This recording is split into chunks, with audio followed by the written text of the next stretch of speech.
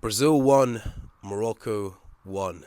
And Brazil, you're in trouble. You're in trouble. First of all, Morocco, congratulations. You completely outplayed us in the first half.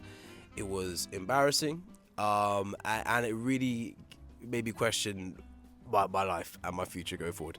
Dear God, I think Brazil is such a unique country where everyone, regardless of your origins, wants Brazil to do well in a national tournament. It's almost expected.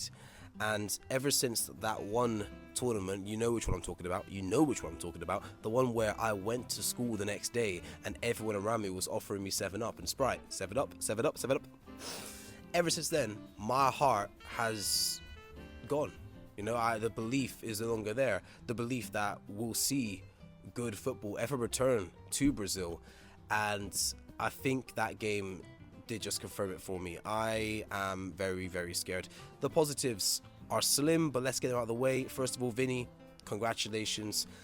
I think this World Cup, the reason why I was so adamant about bringing Neymar is solely because I feel players like Vinny, Rafinha, Mateus Cunha, they don't perform well under pressure. Especially with the amount of pressure that Brazilian fans give to their players. They expect so much from them, to live up to our heroes, to live up to people like Neymar. And I think Vinny was able to take that pressure on today. He was creating lots and lots of chances, which our 45-year-old bricklayer Igor Thiago cannot seem to score. I don't know why he's there. You can say he scored over 20 goals in the Premier League and that justifies his appearance in the World Cup squad. Well, João Pedro has scored even more. João Pedro has done even more and he's simply not on the plane. That makes absolutely zero sense to me. He is the player that Brazil are missing the most, but I'm not going to rant about that. I'm not going to talk about Ancelotti's mistakes. I'm going to focus on that game, and that game was painful. It was painful to watch. Casemiro, Unk. I'm a Man United boy. And you gave me some great experiences, some moments I'll never forget. I got to see you score a banger of a goal live. But I'm very glad we did not extend your contract. I'm sorry. I'm going to be the one to say it. I'm glad we didn't extend your contract because Michael Carrick was able to get the best out of Casemiro because he was playing around his strengths as much as he could. Unk ain't got it, man. I'm sorry, Unk ain't got it. He cannot run. He cannot put a tackle in. And playing in that pivot is way too slow. I mean, Casemiro getting hooked at half-time to bring on another pensioner in Fabinho makes absolutely zero sense. Especially when we have players like Ederson, Andre Santos on the bench. I'm not saying that they're better than Casemiro or Fabinho, but surely the pace alone, the legs, is better. Hell, I'd rather have Andre Santos or Ederson at fullback, put them on the pitch because right now we are fielding pensioners and it shows.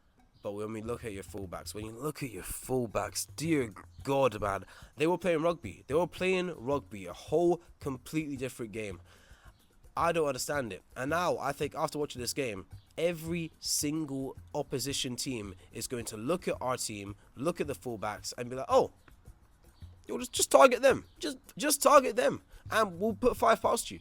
Because I don't trust them whatsoever. I would much rather play Ederson at fullback, Casemiro at fullback, play my mum. My mum could probably do a better shift at fullback. I know you still got it in you, mum, okay? I know you could put a slide tackle in. I believe in you. I do not believe in the Brazilian fullbacks. I'm sorry. Maybe it's a curse. We have gone from Marcelo, Dani Alves. Kind of don't want to bring up Dani Alves for certain reasons. Roberto Carlos, amazing fullbacks. To this, there was a certain player that was subbed on in the Brazil-Morocco game, and I was like, oh, you're still playing football. Yeah, we're fucked. We're fucked, fam. The biggest worry about this Brazil squad is just how bad can it get? Because I'm not one to shit on Morocco. They are a good team. And they have excellent players, and their quality showed in that game. But Brazil realistically should be beating them. They should be beating Scotland. And now, I'm not convinced Brazil's going to top the group. I'm not convinced we're going to even get second either. Players like Endrick aren't coming on for Hugo Thiago, which again clearly isn't working. It just frustrates me. I feel like Ancelotti has not picked his best team yet, and when you're in a group stage of a World Cup, I feel like you should have an idea of what your starting 11 should be. You should have an idea of how we should play football. And I'm worried because again, Ancelotti, his managerial skills are raising an eyebrow and hoping the star players can do the job. And right now, there aren't a lot of star players in that Brazil squad that I think could do the job. And I'm worried. Again, I was cautiously optimistic with this Brazil squad. I did feel there was a chance, not that we win. Alright, put that out there right now. I never thought we were going to win. Thank God I did not do a World Cup prediction. Thank God right now, because I would have got it so wrong. But I'm just worried. And I need to put it out there because I've been, sitting on this for a few days now. And I think the more I see other teams play, the more I realize this is going to be a very interesting World Cup. Very, very interesting World Cup. If you guys don't know, obviously my mother is Brazilian and I was born here in the UK and England. So I'm going to be watching England and Brazil this World Cup, watching them both very closely. And England play tomorrow, which is Wednesday. I'll be doing a little reaction to that myself as well. Brazil, don't let me down. Okay? Ancelotti, I know I've just clowned you. I've clowned you for making the wrong choices. I've clowned you for your selections. Raise an eyebrow. Find a way to make it work. Let's perform that Mr. Miyagi magic on Neymar and bring him back to his prime, because we need something. Otherwise this is going to be an embarrassing World Cup journey all over again. And my little heart can't do that.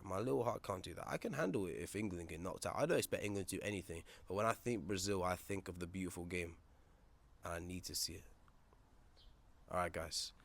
Again, I've just had all this pent up feelings for Brazil for a while now, and I had to get it out there. So if this is something that you are interested in, more football takes, then I'll be uploading them on the channel. If it's something that you're not interested in, please check out the other videos we have up here. Alright, I'll catch you guys in the next video. I really appreciate you all. Love and take care.